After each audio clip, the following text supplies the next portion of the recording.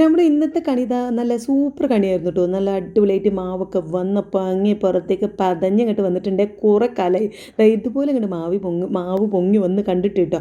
അതുകൊണ്ടാണ് ഞാൻ കുറച്ച് ഒരു പേടിയില്ലാതെ അത് അങ്ങടെ വെച്ചത്. കുറേ മുമ്പ് ഇതേപോലെ നമുക്ക് നന്നായിട്ട് നല്ല രീതിയിൽ മാവ് പൊങ്ങി വരാറുണ്ടായിരുന്നു. അപ്പോൾ ഞാൻ എന്ത് ചെയ്യുമോ, വലിയൊരു തട്ടടിയിൽ വെച്ചിട്ടാണ് മാവ് വെക്കുന്ന പാത്രം വെക്കാറുണ്ടായിരുന്നു കേട്ടോ. അങ്ങനെ ആകുമ്പോൾ നമുക്ക് പാത്രത്തിലേക്കല്ലേ തുളുമ്പി വരുള്ളൂ. അപ്പോൾ നമുക്ക് വേണമെങ്കിൽ എടുക്കുകയും ചെയ്യാം, എന്നിട്ട് ക്ലീൻ ആക്കാനും കാര്യങ്ങളൊക്കെ എളുപ്പമായിരിക്കും. ഇതിപ്പോൾ ഞാൻ കുറേ ദിവസം ആയതുകൊണ്ട് ഇനി അങ്ങനെ മാവ് വരില്ല എന്ന് വിചാരിച്ചിട്ട് അങ്ങനെ വെച്ച് പോയതായിരുന്നു. പിന്നെ അത് മാത്രമല്ല, കുറച്ച് കൂടുതൽ അരി ഉണ്ടായിരുന്നു. ഞാൻ 1 കിലോനോളം അരി വെള്ളത്തിലിട്ട് ഉഴുന്നൊക്കെ വെള്ളത്തിലിട്ടിട്ടാണ് ഇന്ന് ഉണ്ടാക്കുന്നത്. ഒരു 2-3 ദിവസത്തിന് ഇനി നമുക്ക് ദോശ, ഇഡ്ഡലി എന്നൊക്കെ നമുക്കങ്ങനെ എന്താണ് ബ്രേക്ക്ഫാസ്റ്റ് ഉണ്ടാക്കുന്നത് ആ ഒരു ടെൻഷൻ ഇല്ലാതാക്കാൻ വേണ്ടിയിട്ട് ഞാൻ ആ ഒരു രീതിയിൽ അത്യാവശ്യം മാവ് അരച്ച് വെച്ചിട്ടുണ്ടായിരുന്നു കേട്ടോ. നമുക്ക് 1-2 ദിവസം ഉണ്ടാക്കുകയും ചെയ്യാം അങ്ങനെയൊക്കെ വിചാരിച്ചിട്ട്. അപ്പോൾ അതുകൊണ്ട് ചിലപ്പോൾ ഇനി അരച്ച് വെച്ച പാത്രത്തിൻ്റെ വലിപ്പം കൊണ്ടാണോ എന്താണെന്നറിയില്ല, നല്ല രീതിയിൽ പുറത്തേക്ക് ഇങ്ങനെ ചിന്തി ഇങ്ങനെ വരുമായിരുന്നു. ഞാൻ കണ്ടതുകൊണ്ട് ജസ്റ്റ് മിസ്, അധികം ഇങ്ങോട്ട് ആയില്ല. പിന്നെ ഞാനിത് നന്നായിട്ട് ഇളക്കിയിട്ട്, കാരണം ഈ മുകളിൽ പത മാത്രം വന്നിട്ട് താഴത്ത് നല്ല അതിൻ്റെ സത്തും കാര്യങ്ങളൊക്കെ താഴത്ത് ഊറി കിടക്കുകയാണെങ്കിലോ എന്ന് വിചാരിച്ചിട്ട് ഞാൻ നന്നായിട്ട് ഇളക്കി. ഇളക്കുമ്പോൾ ഇങ്ങനെ പുറത്തേക്ക് ഇങ്ങനെ തേളുന്നൊക്കെ ഉണ്ടായിരുന്നു കേട്ടോ. പക്ഷേ അതൊക്കെ ഒന്നും മൈൻഡ് ചെയ്യാതെ നമ്മൾ നന്നായിട്ട് ഇളക്കിയിട്ട് കുറച്ചൊരു പാത്രത്തേക്ക് എടുത്ത് വെച്ചേ. ബാക്കിയുള്ളത് ഞാൻ ഫ്രിഡ്ജിൽ കൊണ്ടുപോയി വെച്ചു. പാത്രം നന്നായിട്ട് ക്ലീൻ ചെയ്തതിന് ശേഷം സൈഡൊക്കെ തുടച്ചതിന് ശേഷം ഫ്രിഡ്ജിലേക്ക് കൊണ്ടുപോയി വെച്ചു കേട്ടോ. പിന്നെ ഇന്ന് എടുക്കാനുള്ളത് മാത്രം കണ്ട് ഈ ഒരു സ്റ്റീൽ പാത്രത്തിൽ എടുത്ത് വെച്ചിട്ടുണ്ട്. ബാക്കി ഈ ഭാഗമൊക്കെ ഒന്ന് ക്ലീൻ ചെയ്ത് സെറ്റാക്കി വെച്ചു കേട്ടോ. അപ്പോൾ ഇന്ന് നമ്മൾ ദോശയോ അല്ലെങ്കിൽ ഇഡ്ഡലിയോ അതിലേക്ക് എന്തെങ്കിലും വെജിറ്റബിൾസ്, ഉരുളക്കിഴങ്ങിൻ്റെ കറി ഉണ്ടാക്കുക. അപ്പോൾ ഉരുളക്കിഴങ്ങ് ഇതാ കട്ട് ചെയ്യാൻ ഞാൻ ചെറിയൊരു എഡിറ്റിംഗ് ഒന്ന് ചെയ്ത് നോക്കിയതാണ് കേട്ടോ.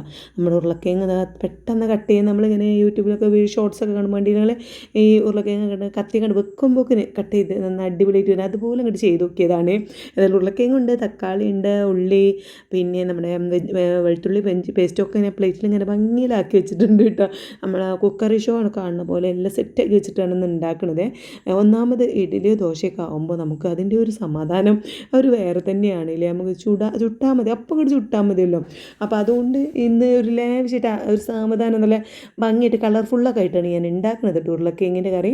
അങ്ങനെ ഉള്ളിയൊക്കെ വാട്ടി, വെളുത്തുള്ളി ഇഞ്ചി പേസ്റ്റ് എടുത്തിട്ടു, തക്കാളി ഇട്ട് കൊടുത്തു, മസാലപ്പൊടികളൊക്കെ വറുത്ത് സെറ്റാക്കിയിട്ടുണ്ട്. പിന്നെ അതിലേക്ക് നമ്മൾ ഉരുളക്കിഴങ്ങ്, ലാസ്റ്റ് ഉരുളക്കിഴങ്ങും അതേപോലെ നമ്മുടെ മല്ലിച്ച പുതിനയും കാര്യങ്ങളൊക്കെ ഇട്ട് കൊടുക്കുകയാണ് കേട്ടോ.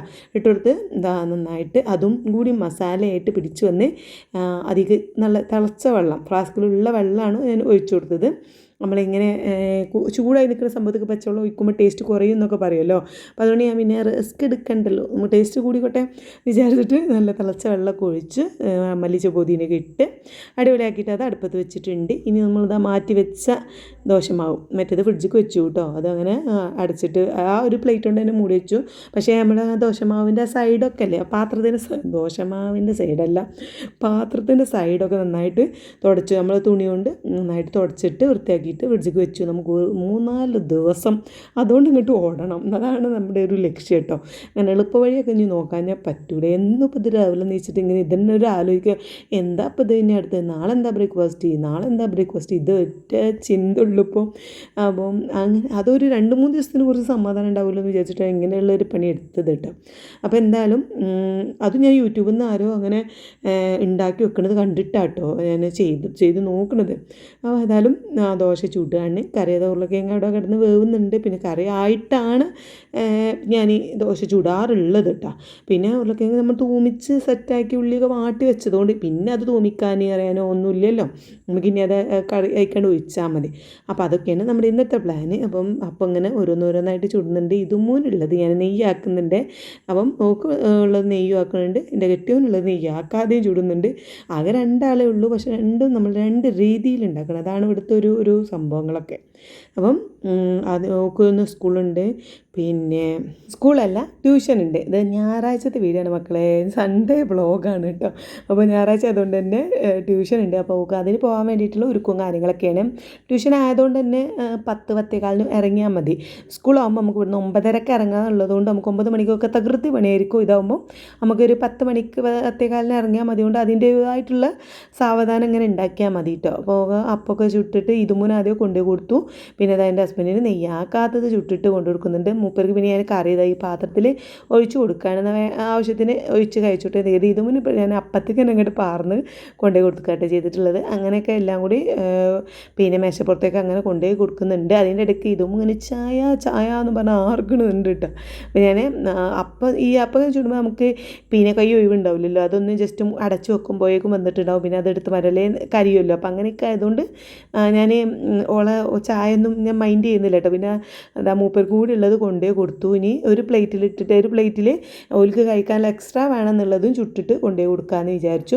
അപ്പോൾ ഒരു അവിടെ ഇരുന്ന് കഴിക്കുന്നുണ്ട്. ഇതും ആണെങ്കിൽ ഈ ട്യൂഷനുള്ള ദിവസം എന്താ പറയുക, മദ്രസ വിട്ടുന്നിട്ട് വെറുതെ പെണ്ണ് കിടക്കും കേട്ടോ. ആ കിടത്തത്തിൽ ചിലപ്പോൾ അങ്ങോട്ട് ഉറങ്ങിപ്പോയാലും ചിലപ്പോൾ ഒരു 10 മിനിറ്റ് അങ്ങോട്ട് ഉറങ്ങും. ആ ഉറങ്ങുമ്പോഴാണ് ഓളെ മുഖം ഇങ്ങനെ നോക്കുന്നുണ്ട്, റെഡി ആയി കിട്ടൂല, ഒരു ഉറക്കത്തിൻ്റെ ഒരു ചടപ്പ് ഇങ്ങനെ ഉണ്ടാവും. അപ്പോൾ ഞാൻ വിളിച്ചുകൊണ്ടൊന്ന് ഇരുത്തിയതാണ് കേട്ടോ. അതുകൊണ്ടാണ് ഉള്ള ഒരു മുഖം ഒരു സുഖമില്ലാത്തത്. പിന്നെ അത് ഞാൻ അപ്പം കണ്ടോ ഇനി എക്സ്ട്രാ വേണമെങ്കിൽ എടുത്തോട്ടെ എന്ന് കരുതിയിട്ട് ഒരു പ്ലേറ്റിൽ വീണ്ടും ഇങ്ങനെ 2-3 അപ്പം ചുട്ടു കൊണ്ടേ കൊടുത്തിട്ട് അധികം ഒന്നും ചുടുന്നില്ല. അപ്പോൾ എൻ്റെ അത്യാവശ്യമുള്ളത് കഴിക്കാനുള്ളത് മാത്രമേ ചൂടാറുള്ളൂ. അല്ലെങ്കിൽ അവിടെ വേസ്റ്റ് ആയിട്ടൊക്കെ കിടക്കണം ഇങ്ങനെ കാണേണ്ടി വരും. ഞാനും കഴിക്കൂല, അതിനിപ്പോൾ എൻ്റെ കെട്ടിനായാലും അതേപോലെ ഇതും ആയാലും കഴിക്കൂല കേട്ടോ, അങ്ങനെ ചൂടാറിയത്. അപ്പോൾ അതുകൊണ്ട് ഞാൻ ആവശ്യത്തിന് മാത്രമേ അങ്ങനെ ചുട്ട് വെച്ചിട്ടുള്ളൂ മേശപ്പുറത്തും. പിന്നെ ഇതുമുന്ന് നേരെ നമുക്ക് കൊണ്ടുപോകാനുള്ളതാണ് കേട്ടോ.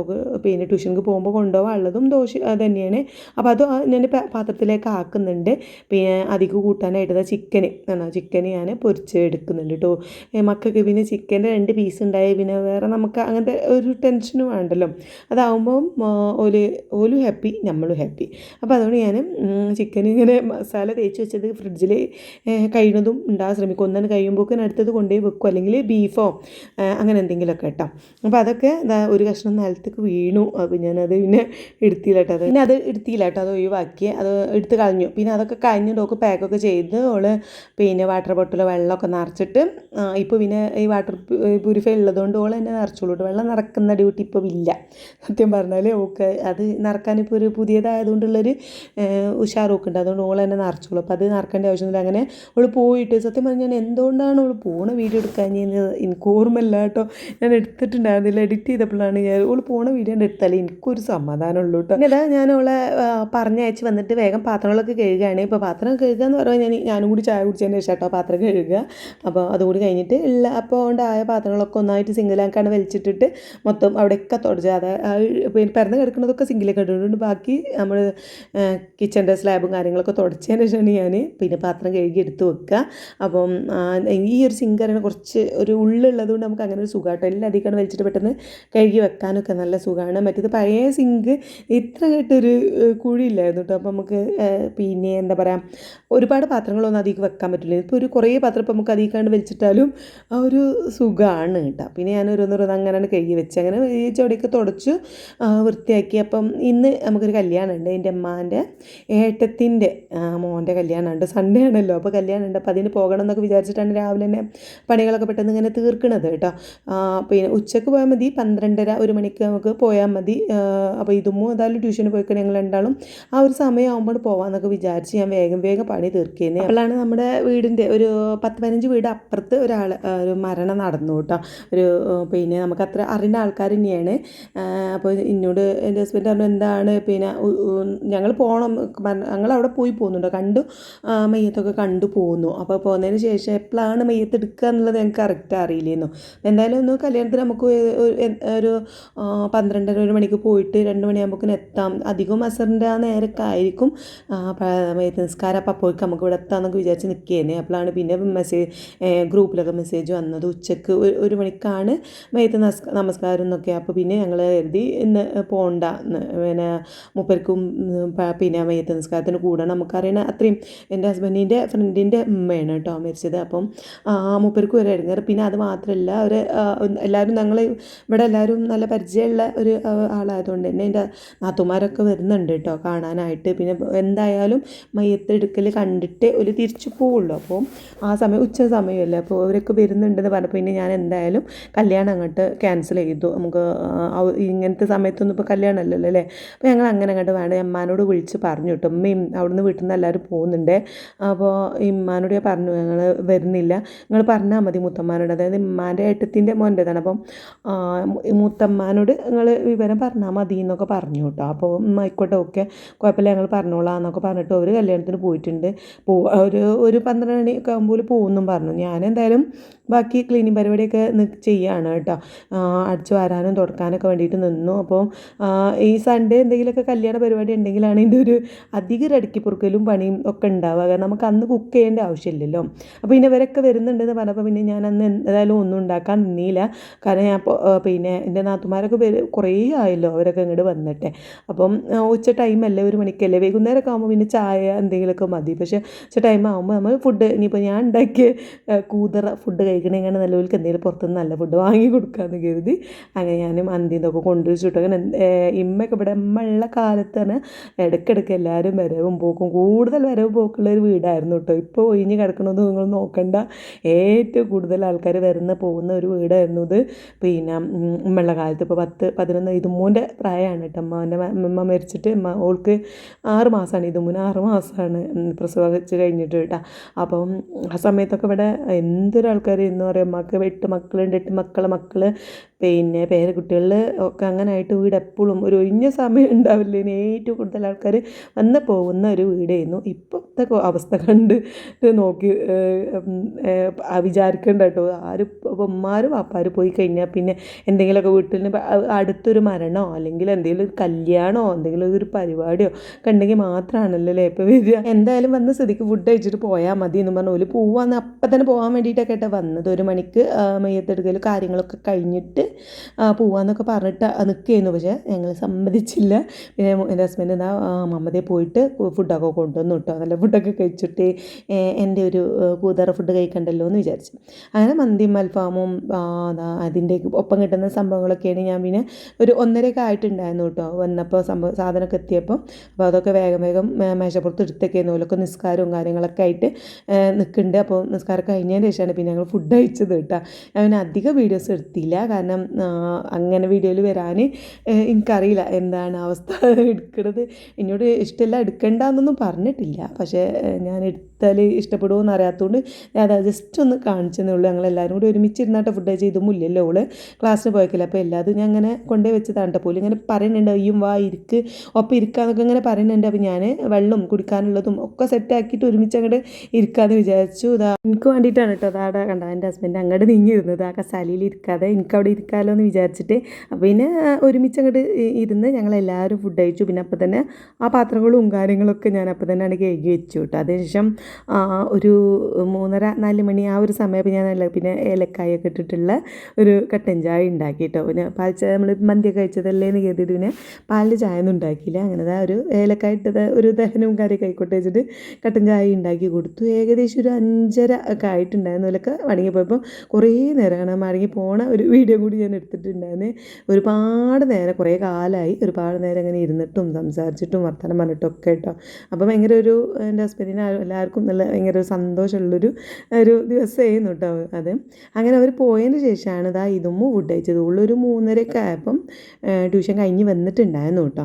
അപ്പോൾ ഞാൻ പറയില്ല എങ്ങനെ അങ്ങോട്ട് പിന്നെ വീഡിയോ എടുത്തില്ല, എനിക്ക് അറിയില്ലല്ലോ എന്താണ് പാട്, എന്താ ആരും ബുദ്ധിമുട്ടിക്കാതെ വീഡിയോ ചെയ്യണം എന്നുള്ള ഒരു ആളാണ് ഞാൻ കേട്ടോ. ഇതുമുനാണെങ്കിൽ പിന്നെ മന്തി കണ്ടപ്പോൾ പിന്നെ അതെന്നെ മതി എന്ന് പറഞ്ഞു. അങ്ങനെ അവൾ അത് കഴിക്കുന്നുണ്ട്. ആ സമയം എൻ്റെ ഹസ്ബൻഡ് കടയിൽ പോയിട്ട് ഒരു പുട്ടുകുറ്റിയൊക്കെ വാങ്ങി വന്നിട്ടുണ്ട് കേട്ടോ. കുറേ ദിവസമായാലും ഇത് പൊട്ടിയിട്ട് ഐറൂസ് മേടി പൊട്ടിയിട്ടുണ്ടായിരുന്നല്ലോ. അപ്പോൾ ഞാൻ പുട്ട് ചുട്ടിട്ട് കുറേ ആയി മക്കളെ.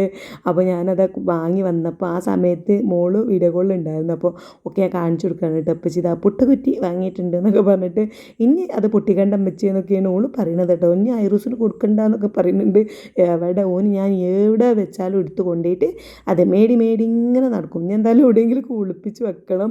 കാരണം പുട്ട് ചുറ്റും കുറേ ദിവസമായി നമ്മൾ ഈ പുട്ടുകുറ്റിയിലായിട്ട് അയലക്കത്ത് നിന്നൊക്കെ കൊണ്ടുവരാന്ന് പറയുന്നതിന് ഒരു പരിധിയില്ലേ, ഒരു തരാഞ്ഞിട്ടല്ല കേട്ടോ. നമ്മളതിൻ്റെ ഒരു ഇത് നോക്കണ്ടേ. എന്നാലും പിന്നെ രാത്രി നമ്മൾ എല്ലാവരും ഓരോ മുട്ട പൊരിച്ച് കഴിക്കട്ടോ ചെയ്തത്. കാരണം ഉച്ചയ്ക്ക് നല്ല ഹെവി ആയിട്ടുള്ള ഫുഡൊക്കെ ആയതുകൊണ്ട് രാത്രി ഒരു മുട്ടയൊക്കെ കഴിച്ച് എൻ്റെ ഹസ്ബൻഡും ഒക്കെ അങ്ങനെ അഡ്ജസ്റ്റ് ചെയ്ത് അങ്ങനെ ഒരു ലൈറ്റാക്കി കേട്ടോ. അപ്പോൾ ഇതാണ് നമ്മുടെ പുതിയ പുട്ടും കുറ്റി കേട്ടോ. നല്ല അടിപൊളിയായിട്ടുള്ള സ്റ്റീലിൻ്റെ നല്ല ഭംഗിയുള്ള ഒരു പുട്ടുകുറ്റിയാണ്. അപ്പോൾ ഇത് മുന്നേ അത് അങ്ങനെ നിങ്ങൾക്ക് കാണിച്ചു തരണം. അപ്പോൾ അത് ഓരോന്നോരോന്ന് എടുത്തിങ്ങനെ കാണിച്ചു തരാണ്. അപ്പോൾ ആ ഒരു കോല് പപ്പടക്കോല് പോലുള്ള കോല് എന്തിനാണ് സത്യം പറഞ്ഞാൽ എനിക്കറിയില്ല കേട്ടോ. ഇങ്ങനെ ചോദിക്കേണ്ടത് എന്തിനാണ് വെച്ചതെന്ന്, അത് ആവി വരാൻ വേണ്ടിയിട്ടാണോ എനിക്കറിയില്ല. അറിയുന്നവരുണ്ടെങ്കിൽ എന്തായാലും ഒന്ന് കമൻറ്റ് ചെയ്യുക. അപ്പോൾ ഇതാണ് നമ്മുടെ പുതിയ പുട്ടുംകുറ്റി. നമ്മുടെ പഴയ പുട്ടുകുറ്റിൻ്റെതായ ഈ ഒരു സാധനം ഉണ്ടല്ലോ, അത് ഇതിന് കറക്റ്റാട്ടോ. രണ്ടും വെക്കാൻ പറ്റുന്ന ഒരേ അളവിലുള്ളത് നോക്കി വാങ്ങിയതാണ്. നമുക്കിനി വേണേൽ അങ്ങോട്ടും ഇങ്ങോട്ടും മാറിയാൽ കുഴപ്പമില്ലല്ലോ. അപ്പോൾ രണ്ടും ഒരേ അളവിലുള്ളത് കൊണ്ടുപോയിട്ട് നോക്കി അതിന് കറക്റ്റാക്കി വാങ്ങിയതാണ് കേട്ടോ. പിന്നെ അത് കഴിഞ്ഞതാ ഞാൻ വൈകുന്നേരം കട്ടൻ ചായ കട്ടൻ ചായ ആണല്ലോ കുടിച്ചത്, പാൽ ചായ കുടിക്കാത്തത് കൊണ്ട് എന്തോ ഒരു തലവേദന. പിന്നെ നല്ലൊരു ചായ ഉണ്ടാക്കി കുടിച്ചു. ഇതും അവിടെ ഇരുന്ന് പഠിക്കുന്നുണ്ട് പരീക്ഷയ്ക്ക് ആയതുകൊണ്ട്. അപ്പോൾ ഇതൊക്കെയാണ് നമ്മുടെ ഇന്നത്തെ കുഞ്ഞു വിശേഷം. നമുക്ക് അടുത്ത വീഡിയോ ആയിട്ട് കാണാം കേട്ടോ. ബൈ.